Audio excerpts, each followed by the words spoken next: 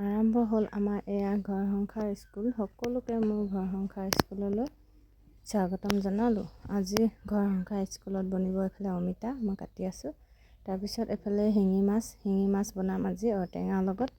মাছ বাচিব লৈছোঁ। এইফালে দেখিছেনে শিঙি মাছ ধৰা মোৰ পদ্ধতি, মানে শিঙি মাছে ফুটিলে জ্বৰ উঠি যায়, সেইটো কাৰণে এখনে মই এতিয়া শিঙি মাছ ধৰিব লৈছোঁ।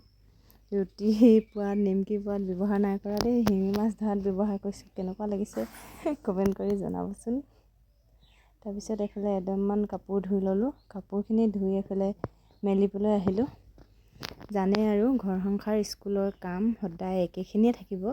আপোনালোকে চাই আমনি পালেও উপায় নাই, ঘৰ সংসাৰ স্কুলত কি হয় সেইটোৱে মই সদায় দেখুৱাই থাকোঁ। ওচৰতে দেখিছেনে গাহৰিকেইটা কেনেকৈ খেলি আছে ইয়াতে। ইফালে মোক কাপোৰ ধোৱা দেখি ভাবিছে চাগে সিহঁতলৈ মই দানা আনিছোঁ, সেইটো কাৰণে মোৰ ওচৰৰ ফালে বাৰে বাৰে গৈ আছে। এইটো দেখিছেনে, এইটো চক টিংটোৰ ওচৰতে গৈ আছে, ভাবিছে সিহঁতলৈ দানা আনিছোঁ বুলি, কিন্তু মই দানা অনা নাই, কাপোৰহে ধুই আছোঁ, কাপোৰ মেলি আছোঁ। আপোনালোকে চাহ খালেনে কমেণ্ট কৰি জনাব দেই। এইফালে কাঁহী বাতি চপালোঁ আৰু এতিয়া